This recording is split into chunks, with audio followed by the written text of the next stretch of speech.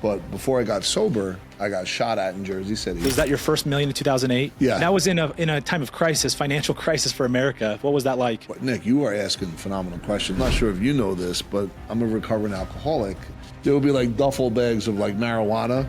You can't make any of this. I said, I'm either going to make money or, die in a bar stool. Basically teach people how to go from a scarcity to an abundant money mindset. And that comes down to understanding. Alexa made $40,000 last year. She's on pace to make over $250 this year. She's an example of many people, not just her, that have come through these doors and have had ultra success because of the power of. That's our secret sauce, and that's what's separating us from everybody else. What I'm hearing is like you liked life insurance more than selling stocks, and so you're more passionate because it was a better product you felt? I think I'm destined to bring something to the industry that's never been seen before. Like if you could go back 10, 15 years and mentor yourself and say, hey, do this, don't do this. Why are you asking questions that I ask people? You know what it comes down to, Nick? I would become best friends with you. Who's my top 5? Who are people that have what I don't have? Who are people that are going to force me to level up? Like if there's one way the sales industry takes advantage of AI, that is the first and foremost. I was like, do you share your information? She says, everyone can copy me. They still don't have my sauce. I'm like, all right, so my new name is Hot Sauce. You heard it from Nick Sales, everybody. What's up, guys? We are live here with Mr. Rob Gill, the CEO and founder of Epic Financial. Rob, welcome to the show. Hey, Nick, how you doing? Thank you so much for being here. Super excited. Anytime I get to spend time with you is always an uplifting experience. I'm ready to go. Dude, you are a machine. So first of all, I want to hit on some of the stats here. So Rob's got over 170,000 followers on TikTok and Instagram. Rob and I know each other through Chris Crone. Rob speaks at almost every Unleash Your Financial Destiny event with Chris. And Rob is a master of financial services. Okay, Rob, give him a quick intro on what you do. Yeah, so what we do is we basically teach people how to go from a scarcity to an abundant money mindset. And that comes down to understanding, and I'll keep it as simple as I can, the advantages and disadvantages of different financial products that are out there, how it pertains to them in any age group, whether you're 20s, 30s, 40s, 50s, whether you're married or single, divorce, whatever the case may be, but it comes down to understanding the importance of having the right hand speak to the left hand. In other words, the insurance agent, trust officer, accountant, fiduciary, all on the same page for the benefit of the investing client's difference. It can't be about the planner, it has to be about the client. I love it. And for the audience here, so Rob, you've made over 7 figures every year since 2008. Yes. And personally have done over 25 million in sales, right? 25 to 30 million. 20, okay. Since 08. And then you're part of the President's Club, you're part of the Chairman's Club, and the $1 Million Roundtable. Yeah, so anyone that's in the insurance business, each carrier has a different trophy, but whether it's the presidents, whether it's the chairmans, whether it's MDRT, I've hit the top of every single one of them consecutively since 2008. I love it. And then you are CEO and founder of Epic Financial, which Alexa was telling me is worth around 27 million. Epic Insurance Services. Epic Insurance, yeah. Yeah. And that's my partners with Chris and Sean. Love it. Love it. And then you're also a proud owner of the fastest growing basketball team out in Jersey. We are lucky enough to be part of, we put together Epic Elite AAU, and it's the fastest growing independent AAU basketball program in history. Look at that. In New Jersey. Rob, I must in ask, New Jersey. I love it. I'm a big basketball guy. I don't know if you knew this about me, dude. I love basketball, dude. I did not know that. So I wasn't good enough for the high school team, but I went to school at BYU, Idaho, okay? So we didn't have D1. I made that team, and the coach put me on the team. He's like, Nick, we're not putting you on the team because you're talented. We're putting you on the team because you're an animal. Yeah, so what position did you play? Defense. No, dude, I played shooting guard. So you were two guard.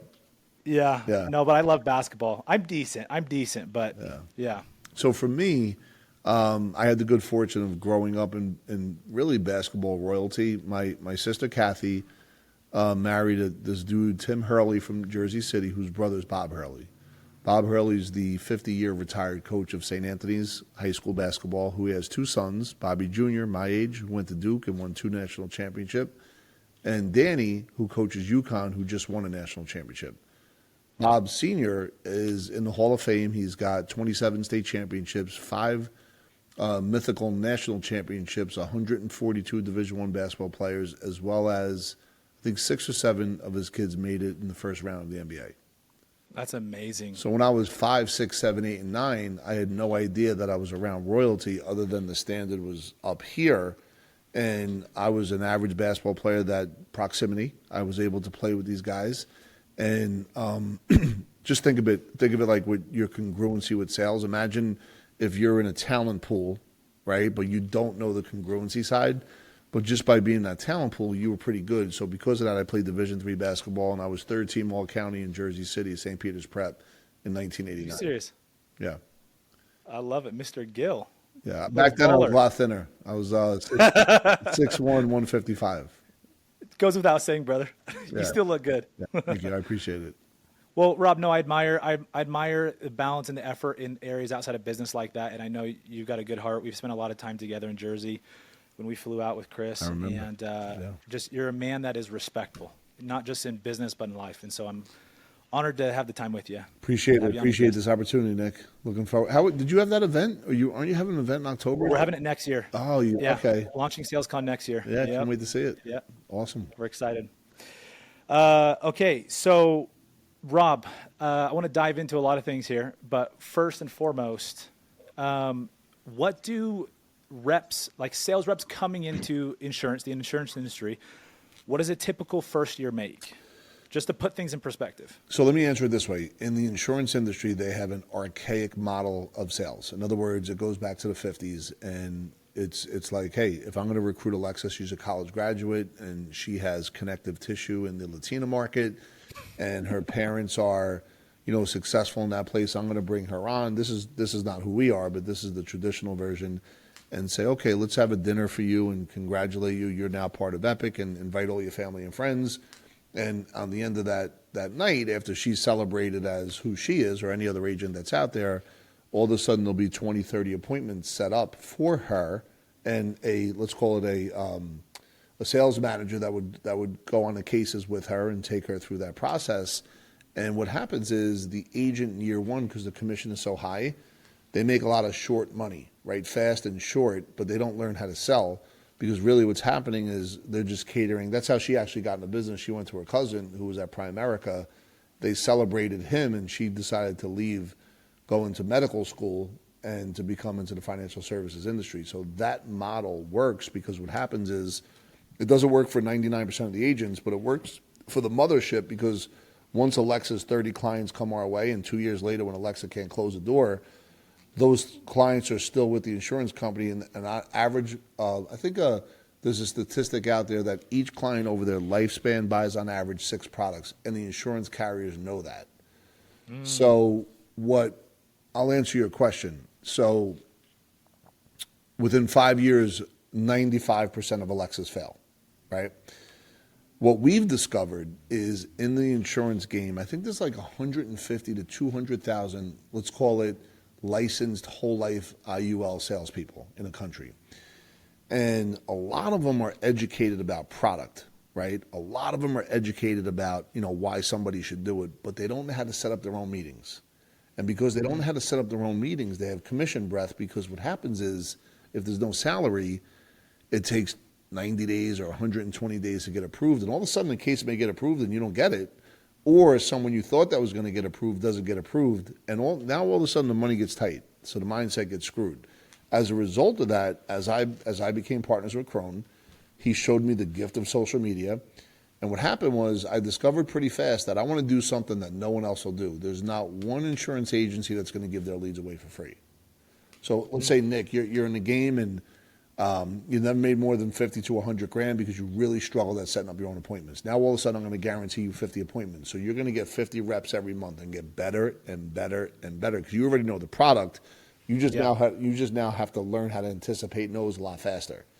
And because of that, every agent, which I didn't recruit one, that has come here, I mean, I had guys that were making 60, 80 grand a year that consecutively making over $300,000-$400,000. Alexa made 30,000. I want to say 40,000 last year. She's on pace to make over 250 this year. She's an example of many people, not just her, that have come through these doors and have had ultra success because of the power of reps. And reps are consistent people that come in that want to hear the good message about cash value life insurance. That's our secret sauce, and that's what's separating us from everybody else. So you guys get people to reps faster. Yeah, 100%. Would you say their top problem is getting leads? The biggest challenge for any rep, once they've exhausted their natural market, is to get consistent appointments. So if you can't get a consistent 50 meetings a month, like for 5, 6, and then even thereafter, eventually that well is going to dry up. And then you know what it is about momentum. I mean, think about yourself. Yep. If you lose momentum, it takes a while to get that back. It's everything. It's everything, Rob. So I'm in the solar and door-to-door space, as you know, and momentum is very hot for 4 to 5 months out of the year. Yes. Depending on the market, right?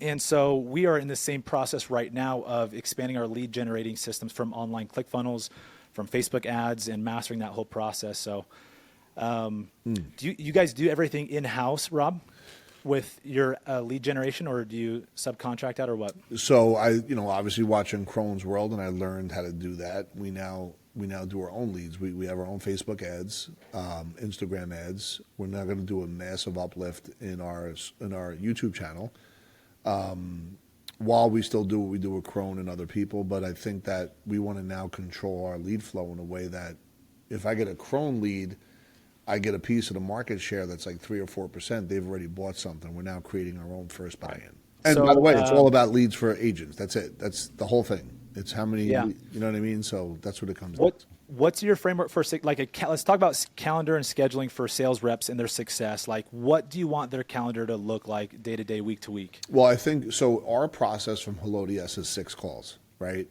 So we know we need at least 50 call ones every month, right?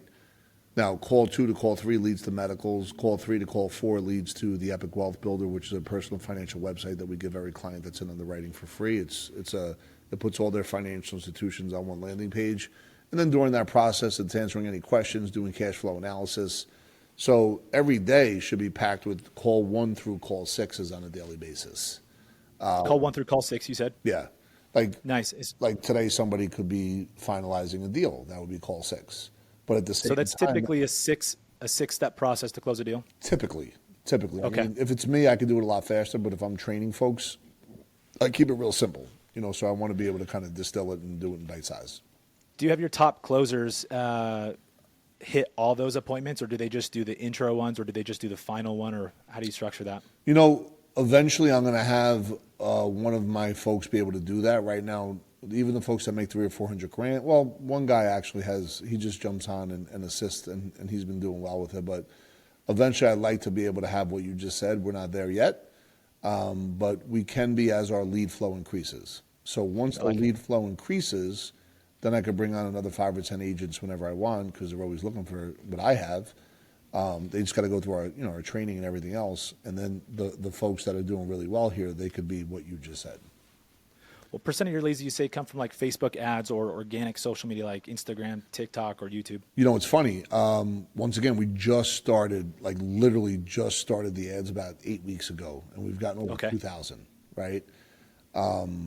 Organically, though, we get about 500 or 250 every month, right? Wow. So because the organic side has been going for about 24 months now. So it's both, but if I have an event on October 19th, if anyone's watching this, I'd love for them, and we could create a link for you, Nick, if you want, that would separate your leads. I'll have Alexa work on that right now. But we're having a live virtual event October 19th, and we're going to talk about the mindset before you make the money, and then how do you keep the money, right?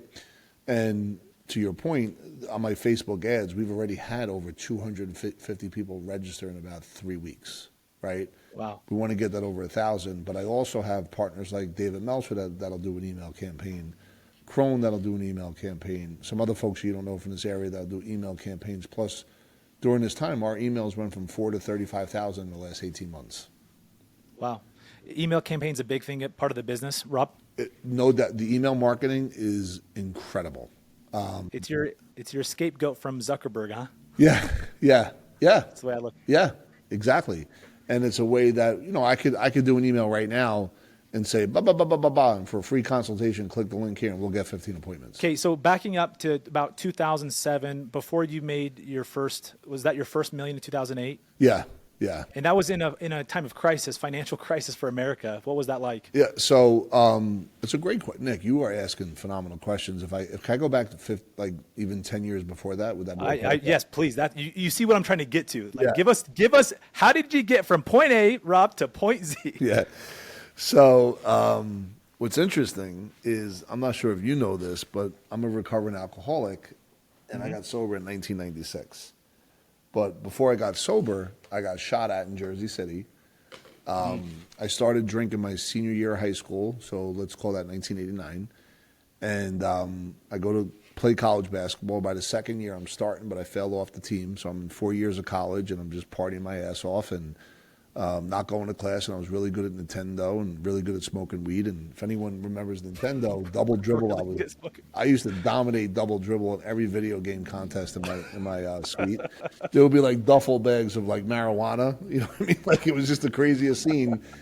And, I go back to Bayonne 4 years later, not graduating college, 65 credits, I think, like a 1.6 GPA. And now I'm landscaping, bartending, and I forget what else. I had some other job I was doing, and I get arrested twice within 12 months for cocaine possession. Now, my dad was a police officer, so that was like a painful moment for me because I embarrassed my family, right?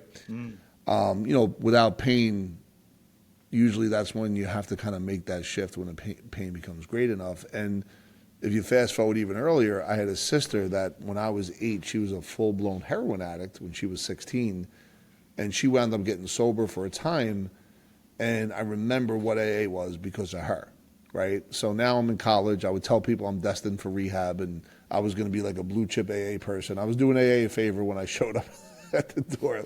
Like, you don't go to AA with a marching band. You go there because your life's on, Like, I'm sure my life expectancy right before I got sober was about 12 months. You know what I mean? Good gosh, Rob. So I get sober, and I go to rehab, and a buddy of mine, right out of rehab, says, "Hey, you want a job on Wall Street?" And I was like, "Sure." And because I thought you had to graduate college. He goes, No, to get your Series 7, you don't need a degree. So I was like, great. And I said, well, how much do I make? He goes, $200 a week, and you got to work from 8 in the morning till 8 at night. And I had there was nothing else in my life, right? Yeah. So, and during this time, I started going to AA meetings, and there's a gentleman there that basically said to me that I have to read steps 1, 2, and 3 on my trip to the city every day. So, which is from Bayonne to New York City is 12 miles, but it'd be about an hour each way. So my first year in the business, the guy that got me a job went to prison within 6 months for arson, just a little sidebar. Like 15 years later, he was asking me, because I started doing good, he wanted a piece of like what I was making. Yeah. Classic. You can't make any of this Crazy. up. So I'm in Wall Street. I finally passed my Series 7, and that's the day I got sober. Because that night I went out, I partied. Next day I was late for work, and the only thing that's I said, I'm either going to make money or die in a bar stool. So I started working AA. 1996 I made 12 grand. 97 28. 98 42. 99 75. 2000, which was interesting, I made 135. But what's interesting about 2000 is that was the internet stocks, and every dollar I made was selling internet stocks, and then I invested in internet stocks. Both kind of went south for the winter in that year. So I lost everything I had kind of made, but that's when I decided that I was going to be good in sales. And I went from, I want to say, opening like 10 accounts a month to 60 a month, because I crafted a presentation, and that presentation began to anticipate no's real fast. So I'll give you the math. If I made 400 dials a day, 90 people would pick up the phone, of which in the first 7 seconds I would get 90 down to 30. If you survive the first 7 seconds, you're now at that 30, and I would take them through 3 to 4 different asks to buy the stock, or so people use the word closes. Of those 30, 3 would say yes. So I wound up opening 3,000 accounts in 6 years, but I trained people to do the same thing. And I started from 2000 all the way up to 2007. Before I started doing insurance, I went from basically making 100 to over 350, right? By the time I got to 7, insurance came on the scene. And then I took all of the stuff that when it came to opening new accounts over the phone, I started doing GoToMeeting, and I started talking about life insurance. And I went like year one, I went from 300 to a million that fast. Crazy. What's interesting though, think of Ed Milet, think of early Tony Robbins, and I stayed sober, but I couldn't survive the financial success, Nick. I was like late for meetings, gold chains, 7-bedroom houses, all kinds of like just craziness, and I wasn't building, I wasn't recruiting, and I started making $1 million a year, and I got into a massive business disruption in 2012 that went all the way through to 2015, made me rethink about a lot of different things. But that's when I read Tony Robbins' book, Money Masters of the Game. Yeah. And if you remember anything about that book, the one thing that, first of all, the education was incredible, but what stood out the most was that book was giving direct leads to creative planning, which was an RIA, a registered investment advisory. And I said, I'm going to go to Tony Robbins' event, and I'm going to become his insurance guy. I go to the event, 18,000 people. I said, there's no way I'm going to be his insurance guy. But I started to learn, right? And as I learned the game, I meet Sean Callaghy, and Sean, although reminds me of Tony in many ways on how his grasp of everything, it wasn't until he introduced me to Chris Crone that tied it all together, because what I wanted to do with Tony was exactly what me and Chris were able to do together. And it was from his stage that he talked about the power of life insurance, because he loved it, and began to introduce me. So was Chris was already pitching life insurance prior to you coming in at his events? Yeah, but not with me. But not with you. I don't know his prior relationships, but I think that they didn't work out the way he thought they would. And if we were going to do it, we had to do it the right way. So, a lot of different legal things and legal letters, and we were able to kind of put the business together the right way. And what was interesting is not only from his stage, but YouTube leads as well. So, I'm starting to notice that, wait a minute, like we're getting 20, 30 appointments a month just from a YouTube video, right? Right. So for me, not having the right capital at that point, I was like, all right, I want to just model this so I could do the same thing and not only keep doing what I'm doing with Sean and Chris, but also create other ecosystems that allow us to win, right? So all that being said and done, it kind of took me on that path. And when you go from really 2020 until now, the growth has been astronomical, because what I've learned is everything that I've learned with Chris and taking on that partnership, which is great, I can now model that here at Epic while still maintaining that. And that's the key. Beautiful. Yeah. And that's part of what him and Robbins preach is mimic, model, master. Yep. So what year did you and Crone start working together like that in that regard? I'd say late 19, early Okay. 20, but then COVID hit. I would say it really began to take a different turn midway through 21. Nice. And then you guys do you go to all the events every quarter with Crone, or is it semi-annual or what? I try to. There's been a slowdown this year. Obviously there's an event coming up. There wasn't one in the summer. I think the last time we were there had to be in March. Okay. I love it. Yeah. I think I met you when I was at the last one, or maybe the one before that. I forget. I think the one before that, Yeah. Yep. I love it, Rob. Yeah, man. I love it. Okay, so that transition, you kind of brought it up quickly of going from like 400K to $1 million, and you weren't ready to handle that success. I love that. I mean, we could deep dive on that. But what, other than like starting to sell something, like you started selling life insurance. Prior, you were selling what? Well, we were opening new accounts on stocks. So I had an OSJ, which was a branch office of a broker-dealer. And all I was ever taught and knew was how to open up new accounts on the stock and trade the stock. But the reason why I love life insurance so much is because it has guarantees that the stock market didn't have. And the last thing I want to do is trade stocks. I have no interest in that. So as I began to do the life insurance presentation, I noticed that people were like, hey, and they never said this when we just did individual stocks, but the life insurance presentation was so powerful, they would say, hey, can you guys manage this IRA? And we were like, yeah, but then I realized the team I had then couldn't handle that. They weren't professionals in the space of asset diversification within amongst asset classes. So by the time I got into 15, 16, 17, I eventually decided to drop my 7 because I wanted to do videos. It's a lot different compliance-wise if you do videos on how to what fund you tell someone to buy versus educational videos on life insurance. So my wife owns the RIA down the hall. I have nothing to do with it. Right here is Epic Insurance. This is my baby. And we opened up the RIA, which is Registered Investment Advisory, no different, just so you know, than like creative planning, except they're a monster and we're just a brand new thing, in case anyone on the insurance side wanted to sit down and get wealth management. So we have both sides. How much of that, like changing, like starting to sell life insurance, do you think it was a passion thing? It sounds like for what I'm hearing is like a big thing was like you liked life insurance more than selling stocks, and so you're more passionate because it was a better product you felt. I think that I was destined to do what I do. I think I was destined to do what you're seeing right now. I think I'm destined to flip the sales model on its head. I think I'm destined to bring something to the industry that's never been seen before. You see a lot of people talk about becoming your own bank, but they don't have a sales team behind them. They just want to be able to get big clients, but they don't really focus on like getting 2, 3, 4, 5,000 leads a month and creating that. And there's some people that do it, but they're not talking about becoming your own bank. You could see the ones that are doing it more quietly. And unless you're in the business, you might not notice that. They'll be connected to IMOs or family offices. That would be like the next elevation point for us. But I could just sit here and say, okay, if we get 5,000 leads a month, that equals 125 agents. And I could just show you how that equals 100 million in revenues. It's not that challenging once you have that. I love it. That connection. Yeah.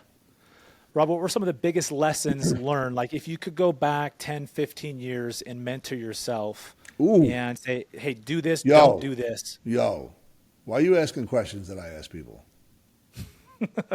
I love it. You know what it comes down to, Nick? I would become best friends with you. Who's my top 5? Who are people that have what I don't have? Who are people that are doing what I'm not doing? Who are people that are going to force me to level up? Who are people that I'm going to respect their act? Because I can't, and I'm sure you're the same way, brother.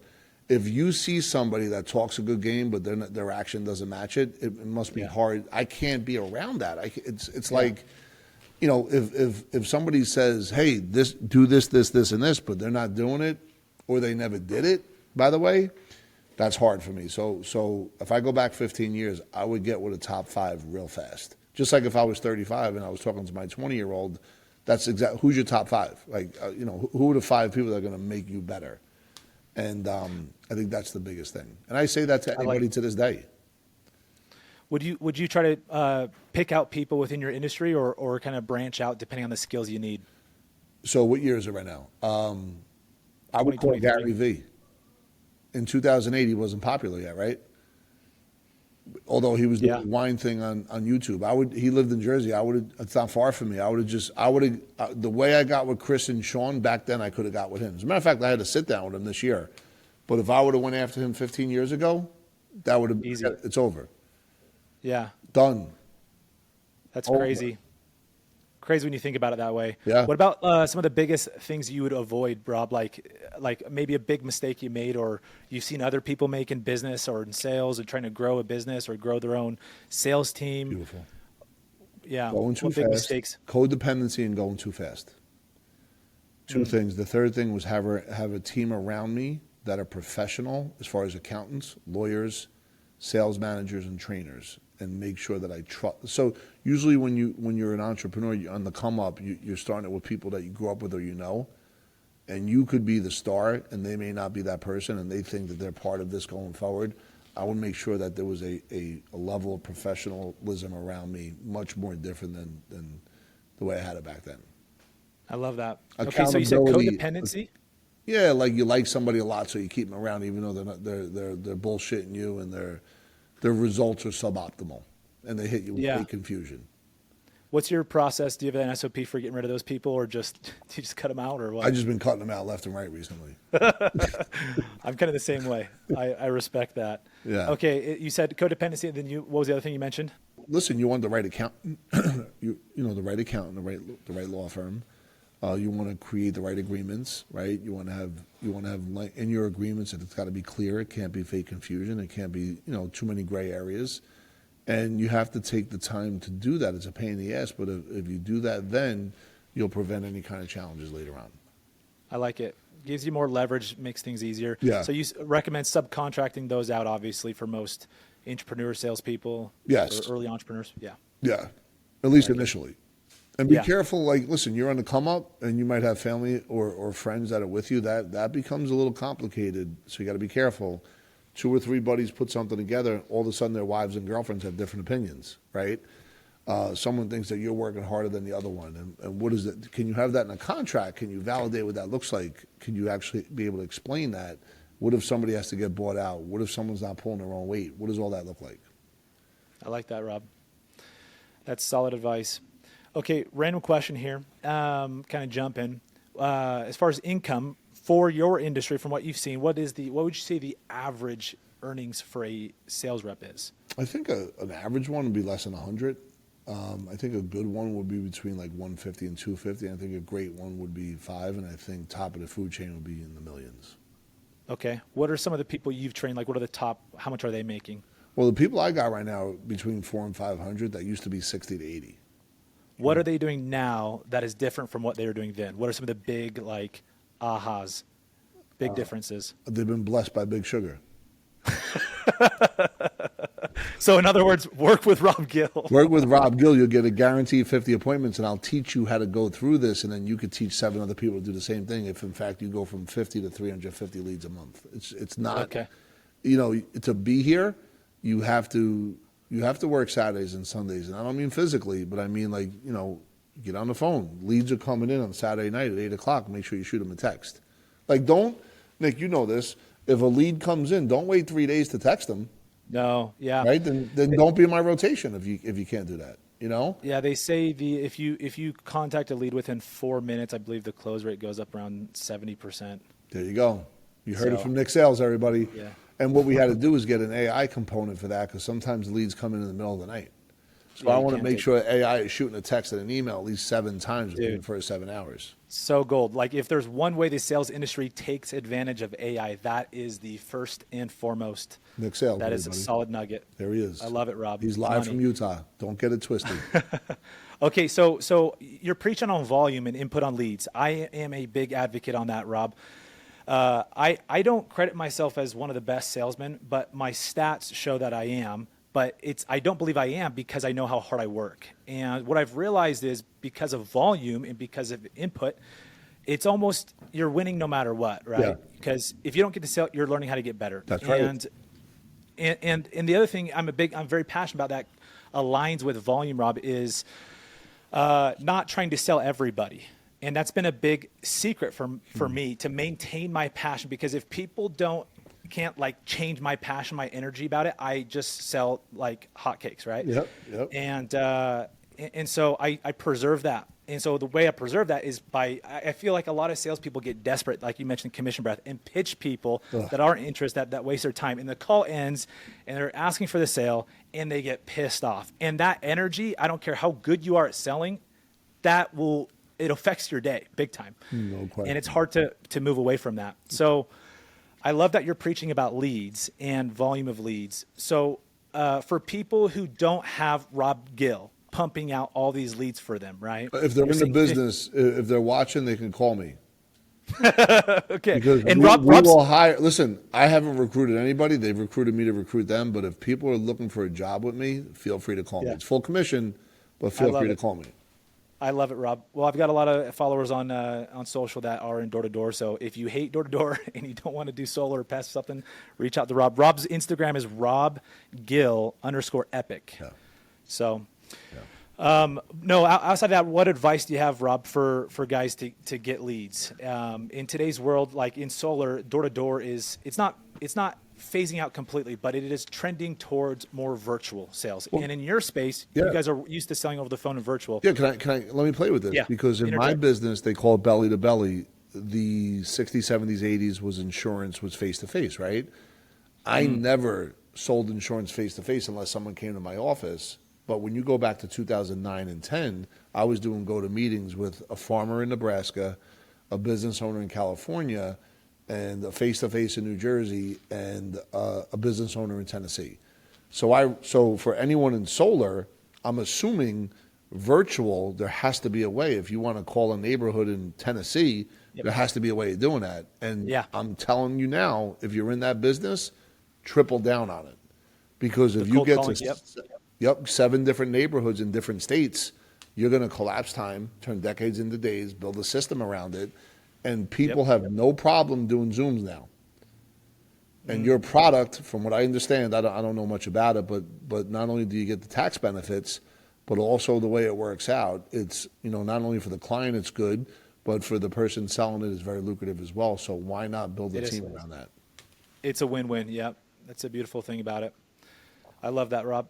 Yeah, I see. So yeah, a lot of stuff is going virtual. Phone sales work. I see a lot of people going back. What's your take on video versus phone? Because in our industry, they both work, and some people aren't willing to get on video calls. What do you do in those situations? Like Are you talking about the agent now or the person on the other side? the agent. Well, the agent needs to get out of his own way. The agent How needs so? to grow up. Yeah. I'm sorry. In what? Look in at what my way? case. When I first started doing videos, I was 285. So Like- you've leaned out. Big country. I'm 255, right? So there's a ways to go, but you can't be embarrassed. One of the things that I think is powerful is a text video. I like to do text videos to anyone I'm doing business with, right? So it's a way to communicate. If you're in the solar space and you can't do a Zoom call with your face on it, then and if you refuse to, go to a therapist or just don't try and just keep knocking on doors. As far as I think it's usually the client. Sorry, if the client is, hey, I don't do video or you don't have a camera, what do you do? Do you just do it on the phone? Well, okay, so that's a different story. So how often is it that someone doesn't have a camera on their computer? From my experience, it's like anywhere from 25 to 50%. That much, huh? Yeah. Okay, More than so- you expect. Or they're too busy or they don't want it. They have some excuse. So what I would do, and being good in sales, I would break that down at some point, right? So maybe you can't do it on the first call. Maybe it may take call 1 or 2, but at some point, I'm sure that they have a camera on their computer, and you'll be able to have that conversation. Or you'll know sooner than later not to waste your time, because obviously the sales is going to be that much harder if there's not a video, right? Yeah. So, I don't really come across people that don't have some sort of video camera. If everyone has an iPhone, there's a video camera, right, Yeah, Nick? it's true. So That's I true. think it's really about breaking down and building. Now, here's the other question. Can you build rapport with somebody? Think of Sean Callaghy, right? So let's say you identify a person you want to do business with in the first call. They don't want to be on camera, but it's a get-to-know-you call. If you do a good job on that call, I'm pretty sure you can get to the next call and share a video. Yep. I like that. And as So you is know, it- the rapport is 5 questions. It's all about the person. And where you've been, where you're now, where you're going, what are your successes, what are your challenges, and oh, by the way, if we could solve your challenge with this product, would you be willing to listen or take another call with us? And I love that's- that. And that second call may sound like, hey, with all due respect, Nick, and this is out of just integrity, would you mind if you put the camera on your cell phone and we have the meeting virtual where we could share each other's energy and get into what has to get into? I mean, if they say no after you build rapport, then you put them in a 6-month list and call them back in 6 months. Yeah. I love that, Rob. Okay, Rob, let me transition into closing. So, I am very anti hard closing, very anti always be closing. I feel like the true model of salesmanship is service before selling, right? My mantra is stop selling, start serving. And when you start thinking of the prospect, their situation, just like a doctor diagnoses somebody, they're asking questions. They're not necessarily telling you what to do. And so I believe if you teach the right things through the right communication, right questions, people can direct themselves and close themselves on a deal.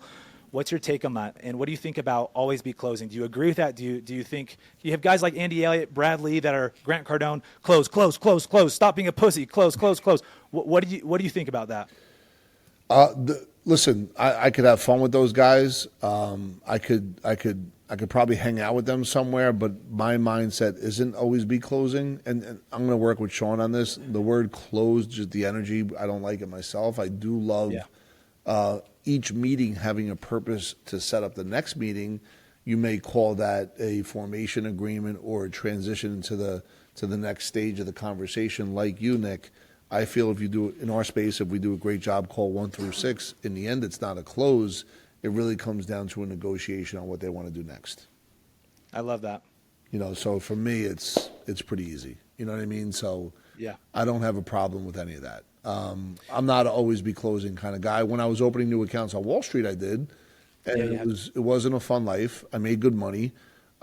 People lost money because the market was going up and down, so that wasn't fun. And I kind of, if me and Brad Lee sat next to each other, Brad, and we each had to make $400, I'd eat you up. Wouldn't even be close. I wouldn't even. I could go right in right now and go right through my 7-minute presentation, and you wouldn't eat. Same thing with the other guy. I'm Yeah. telling you, if we each dialed the phone 400 times a day for a week, I'd beat the both of them and whoever else. Where do you think you'd beat him? Where do you think you'd beat him on that? I would close. I'd have more people say yes to me than them and write a check. What do you think would be your difference, like on how would you beat them on volume? Would you beat them on like your presentation? On I would out dial them. And the presentation I already have down. It's a 7-minute present that's devastating. It's tied to Cialdini's six tools of influence. I'll put it on anybody. And, my point is I can close. And even that guy in the movie, what's his name? Jordan Belfort? Yeah, Jordan Belfort. Just so you know, I want to be clear about this. If I opened a stock account and the investment was $5,000, we would make $150 because it was a proper stock. They would do the same thing, except the $5,000 would go right in their pocket. Crazy. So I'll put me on Jordan Belfort too. I'm serious. Like I'm telling you right now, date of birth, social security number, driver's license, all within 7 minutes on $400 a day. I will put me on anybody in a 1-week contest. I love that, Rob. All things being equal. Please get it out there. Yeah. I love that. So breaking down, you mentioned these 6 steps of influence. Commitment and consistency, reciprocity, scarcity, liking, social proof, and authority. You're referring to Robert Cialdini? Yes. Okay. What was like applying that to your business and dumbing this down for our audience? A couple of those steps. Well, Yeah. all right. So that was for when I was opening new accounts, right? So if the call sounded something like, "Hey, Nick, this is Rob Gill. I'll be real brief with respect for your time. It's not a sales call. Can you grab a pen real quick? I want to tell you about the stock that we're buying today. It's currently trading at $10 a share. We think it's going to go to 20 in the next 30 to 60 days. I'll be real brief with respect for your time." And then you'll say, that would be the initial intro. That is what we call a hard sell. If you look at Sean, which is, you got not only the 4 steps of influence, right? But part of that is the tools of influence, which we just talked about, smaller QVC. And what smaller stands for is scarcity, right? I don't know if you've ever remember Sean's stuff, but you have scarcity. You have, what's that? I'm sorry, match and mirroring. You have love everybody, level 5 listening, energetic transportation, reciprocity. Q would be the questions. Validate would be the V, and the C would be commitment and consistency. So, I love it. So all of that when you're on the business, that's training your employees, creating ecosystems. When you're in the business, that's you and I having a conversation. If I'm going to say, "Hey, Nick, listen, I'm not here to sell you an insurance policy. What I want to talk about is how this insurance can complement everything else you're doing, where you, in fact, can get multiple use of each and every dollar." That's the money train, by the way. Where you can get multiple use of each and every dollar through the integration and coordination of your assets, especially if I show you the difference between a traditional whole life where the insurance agent makes all the commission versus an overfunded whole life where the insurance agent, in our scenario, makes about 20% of that number. And now that allows you in year 1 to use your money to either fund your real estate investments, grow your other businesses, and or your own Facebook ad program where you can monetize on the backside. Do you have time on Tuesday for me to have a deeper conversation with you? You'll say yes, right? Yep. So that's not a hard close. That's a transition into a formation. It is a transition. It's a natural transition. They're ready for it. Yeah. Yep. I like it. How do you leverage can you think of any examples of how you leverage the law of reciprocity in your sales negotiations or pitch? That's great. So once you start trying to take hey, if I do this, they're going to do that, you've already lost, right? And I've been there. Mm-hmm. But if you are genuinely, as you said, providing value first, like just straight up, it's amazing how the universe conspires in your favor. You don't have to think like that. So if you give without any expectation except appreciation and keep giving. Keep giving, even in the Crone world, I gave for a year before we started seeing stuff. You know what I mean? Like I gave to Sean my time for a year and a half before things started moving. So I think that it's really about reciprocity comes down to giving because you want to make the world a better place. Like this podcast right now, whatever this is, I want to be able to help an agent on shifting their limiting belief that they can only make so much and they can only do so many appointments. I could show them something different and disrupt that status quo that they're in right now because I have a secret that they don't have. But once they have it, it's easy. Rob, it's fascinating. This applies to salespeople and entrepreneurs like thick and through. I've had lower level people on the podcast and much higher level people. And there's a very common theme that the lower level people are afraid to share Yep. their secrets. Yep. They have a scarcity mindset, and it's because they don't understand the law of reciprocity, where if you just give, and share and teach and give all your secrets, they feel entitled to come check you out. No question. You win authority, which is another factor of influence. Yep. And it's just a game changer. Ali Starr said it best, you may know my ingredients, but you still don't know how to make my sauce. Dude, I love these. Right? Do you coin that, Rob Gill? No, Ali Starr. She said I had a podcast earlier today. She said that to me. I was like, "Do you share your information?" She says, "Everyone can copy me. They still don't have my sauce." I love it. I'm like, "All right." So my new name is Hot Sauce. Right? You can just call me Hot Sauce. Dude, I love you. You're a fireball, man. When you train people, salespeople specifically, okay, or when your people train salespeople, Rob, Yeah. or you haven't watched training, like what % of the training would you say is teaching them technical skills or wording or the pitch? Yeah. And what % is training them on product knowledge? All right. So Nick, it's mindset first, right? I love it. So there's a guy that recruited me to recruit him. His name is Hassan. I love this dude. He's from California, and he spent a week with us. And he's already done 4 different policies in about 6 weeks. He's really good. And he kind of has I-know-itis a little bit, so he came in and we shifted his thinking a little bit. But what I look for is guys or gals, whether it's Hassan or Alexa, neither one of them is scared to call somebody, right? But to your point, once the mind is right, language is everything, right? Language is everything. So when I first started working with Alexa, this was last December, she had been trained by somebody else, and I saw her off the phone, and I saw how she worked rooms and made connective relationships, but I heard her on the phone one day, and I was like, holy shit, this has been happening in I couldn't believe it. You know what I mean? Like, the language was so suboptimal, not her fault, it's what she was taught. And same thing with Sasan. It's like he thought he knew everything, and it's like, okay, let's create a digital course or a digital training model of me even live on the phone with people, so guys and gals could take notes on what it looks like. So we've already started to build that out. And it really comes down to me being able to listen. But once I'm going to start paying attention, I need to know that you could do whatever it takes within integrity, right, and reason that you want to be part of this. If you have excuse-itis and can't even show up, then I'm not going to waste my time.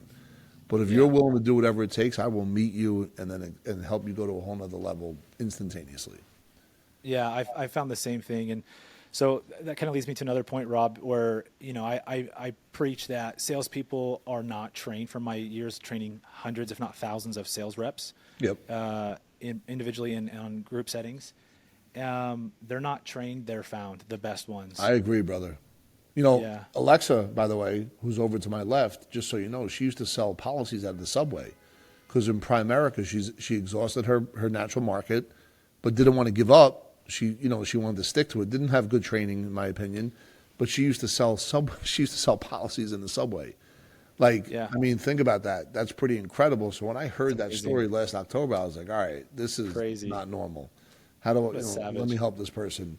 And to your point before, she would go to her family and friends relentlessly where I won't sell policies to anybody I know unless they really ask me. And she kept going back to them because that's all she had. And she became the person that was fun, that now became the person that was a life insurance salesperson. And one of the things I said to her early and often, don't try and sell policies to anybody you know. Don't even do it. Unless, of course, they press you. And then what you want to do is say, listen, if you want me to go through this process, I need to know that you really want to do this. I don't want to go through 2 months and then you decide that this isn't for you. Right? Right? That's we call that debugging the sale. For example, if I'm going to sit down with you, Nick, are you married, by the way? Divorced, dating. Okay, so let's go back to you being married with 2 kids. I'm just going to make that up, right? Yeah. And if I say, Nick, listen, I can't wait to meet you next Tuesday. Is your wife going to be on the call? Say no. No, she's not. So let me ask you this. After 60 days, when we're getting to the yes or the no, are you going to tell me you have to talk to your wife? Oh. Right?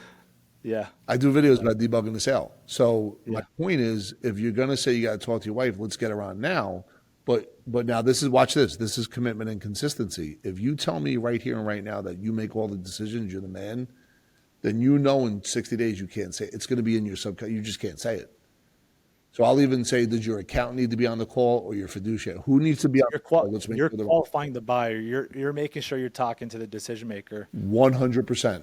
And by the way, you could be talking to the decision maker, but what I'm really doing is taking away the objections when they're feeling. Yeah. Yep, their excuse. Yep, they're out. 100%. I love that, Rob. And I Okay. only do that, by the way, when I sense something I don't like. I don't do it all the time. But Okay. if something tells me, nah, this guy, you know what I mean? Like, Yeah. let's just see what he has to say now. So I'll pull that out every once in a while. So Rob, I know you're your colleague Alexa. You love her. You work with her closely. She's just crushed it with you.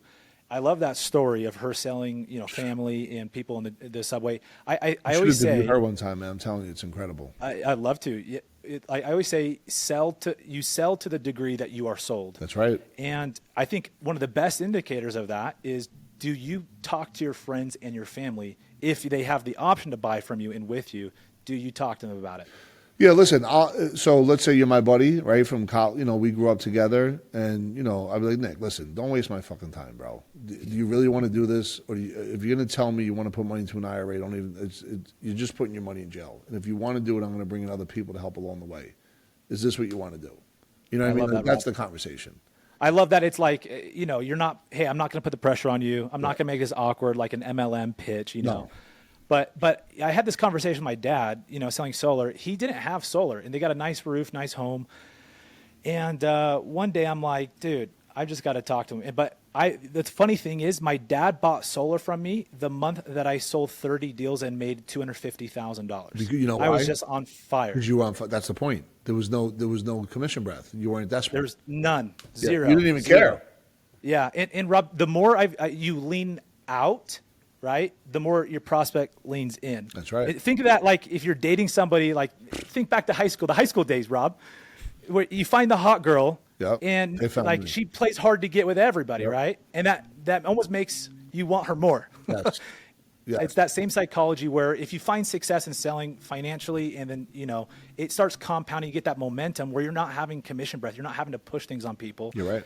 And they lean into you, You're right, Nick. And they want to buy from you. And by the way, when that happens, when you're living in abundance, you have 2,000 leads coming a month. I love that. Right? Think about it. Like you Yep. can't fake that. You can try and fake it, but you better start living it, right? Because if you Yeah. fake it and then they sense it, then they call you bluff, then all your fears about being a failure come right to the They top of come your out. head. Yep. And all of a sudden Yeah. you start limping. I love that you mentioned, that ties into mindset. Like I asked you first thing on like training and you're like mindset. Yep. And most of my sales training with Excel, Rob, is focused on mindset, mentality, laws of persistence, laws of momentum, Love it. rejection, and dealing with all that.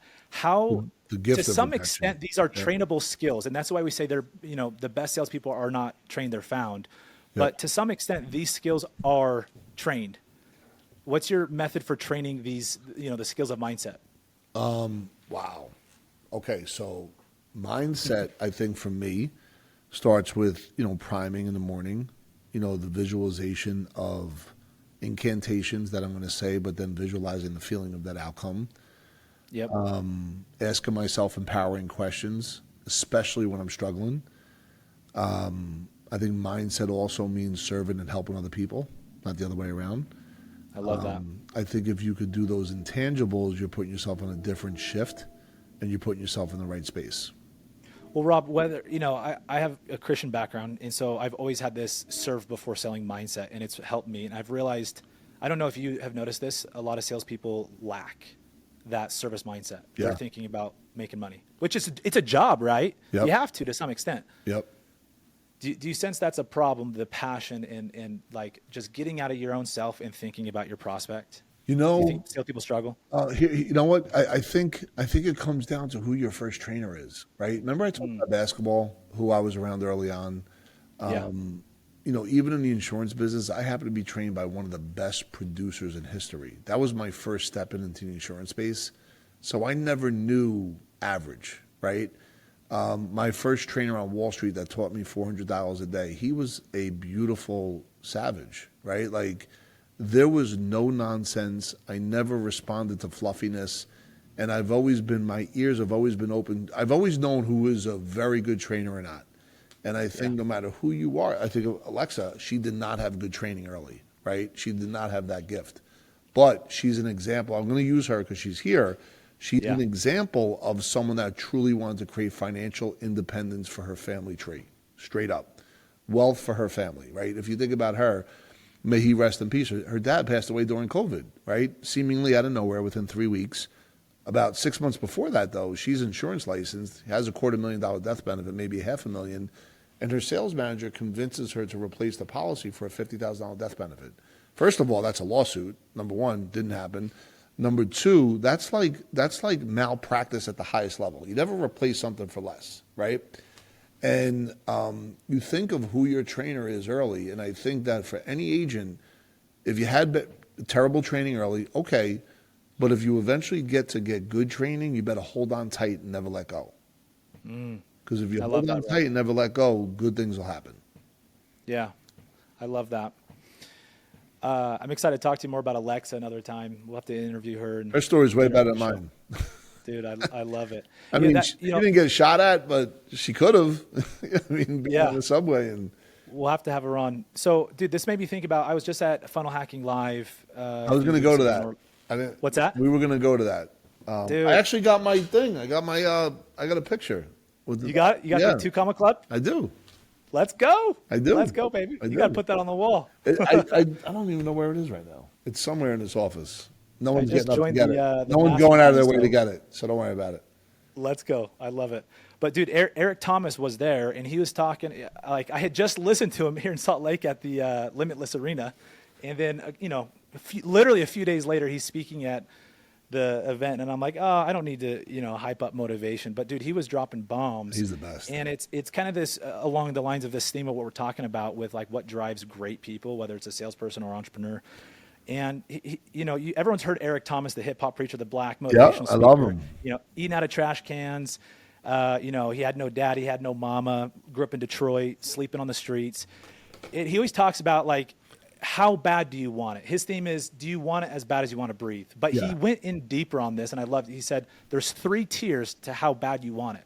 You kind of want it, you really want it, or you want it as bad as you want to breathe. Now, but the one where you want it as bad as you want to breathe, he said, the thing motivating those people is not themselves. It's a why that is bigger than them. That's right. It's about others. That's right. And when you have something that big that's motivating you, you're not afraid of the rejection. You're not afraid of the failure. You keep going. You have that persistence. And so I think this is part of the reason great people are not trained and they're found is because you can't train that. You can't train pain. Pain is one of the greatest things that can be leveraged for success because it gives you purpose, Yep. I agree. You can create a system for people that have different pain tolerances. So that would be the difference between someone making 200 and $1 million from a sales context. But and that if you got 2,000-3,000 leads, you could create that, right? That scale. You can't create the Eric Thomases or the nicknsales, but along the way you can get these little nickels and dimes and singles and doubles, right? Right. But it's the Eric Thomas that wants to change Detroit, right? Or it's the nicknsales that, whatever your story is and why you're looking to serve and contribute, it's all tied to how you want to make the world a better place. I love that, Rob. I love it. Yeah, for a big passion for me, and I think you could probably relate to this, and I've talked to you about this before in person, is the salespeople selling things they're not sold on, right? Yep. Huge problem. People feeling like they have to hard close everybody, in hard pressure, and it's creating this sales stigma. And the other thing too, Jim Rohn obviously mentored Tony Robbins. Yep. He said, work harder on yourself than you do on your job. That's right. Right. Constantly improve. He says, you work hard on your job, you make a living. If you work hard on yourself, you make a fortune. I agree. And he said it specifically to salespeople too. And I don't see a lot of that in our industry. Like in sales in general, people don't work on themselves. I think this is part of the reason Andy Elliott has blown up is because he's drawn a lot of attention. Like, dude, like focus on you first, then other people. Yeah. Fill your own cup, because if you want to sell, you're pouring from a cup. And if your cup's empty, what the hell are you selling? Yep. Right? Yep. So, I agree 100%. What's your take on that? Like filling up your cup, routines, personal development, to help build character to become a better salesperson? I don't think there's ever graduation. I think you probably, there's progression. I think you always got to be pursuit. learning. Yep, the pursuit. Yep. You always need a top five. You could always replace and get a new top five. If you make $2 million, those are one set of problems. If you make $5 million, it's another set. If you make $10 million, it's another set. And the better you are at overcoming whatever those challenges are, which usually comes down to contribution, growth, and being able to work with other people, ties back into constantly learning. And I think when people say they don't like salespeople, all day long they're being sold, right? Whether it's if they're trying to sell a girl or a guy to go on a date, if they're trying to sell their kid on, what movie to go see. Everything is a sale. Everything is a negotiation. Everywhere we go, we're being sold something. There's no two ways about it. So don't be confused that it doesn't exist because it's real. You might as well get good at it. And the way you get good at it is by giving, not taking. I love that. That's gold, man. That's gold. It's that whole mindset that salespeople just got to take. They got to take. They got to make a commission, right? But really, the best salespeople are the ones who don't focus on. They offer. They just give, and they get more because they give more. Yep. And you can't even calculate that. There's no real math behind that, by the way. Yeah. You could have an ROI on investment, but I'm talking about overall, like the overall. I love about that principle is that it applies very strongly to marketing as well. You see Alex Hormozy, he preaches this. I just interviewed one of his, someone that helped him with his social media. And Hormozy's whole theme, his mantra is just give until they come. Right? There you go. There it is. There she blows. The 2 Comma Club. Dude, you got to get the 2 Comma Club X now. When's that coming on? Whatever that is, I'll get it. Whatever that is. That's the 10 million. I'm going to get it. Don't worry about it. It's only a matter of time. I love it, dude. I love it, Rob. Yeah. You have to keep me posted on the journey. But Nick, I appreciate this time, brother. Yeah.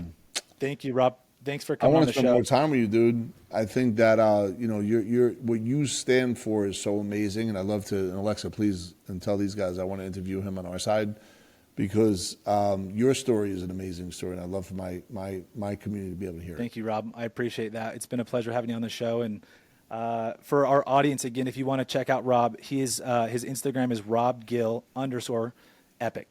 Yep. Gill with two L's. Okay. Double L. Yeah. Rob, anything else you want to tell the audience? Listen, I think that it comes down to mindset first, right? And how do you get to a good mindset? Because whenever I would say mindset, well, how do you do a good mindset? You got to ask yourself different questions. You got to, whatever you're doing now, good, better, and different, is whatever you are today is a combination of your thoughts over the last 5 and 10 years. Change your thinking through different questions that are empowering. You'll change your future. And you could create more predictability. No doubt about it. I love that. I think our life is a reflection of the questions we ask. Boom. And that is a sales rep's income is determined on the questions they ask. That's right. No doubt about it. I love it, Rob. That's gold. Thanks, Thank brother. you so much, man. Thank you, man. It's a pleasure having you on.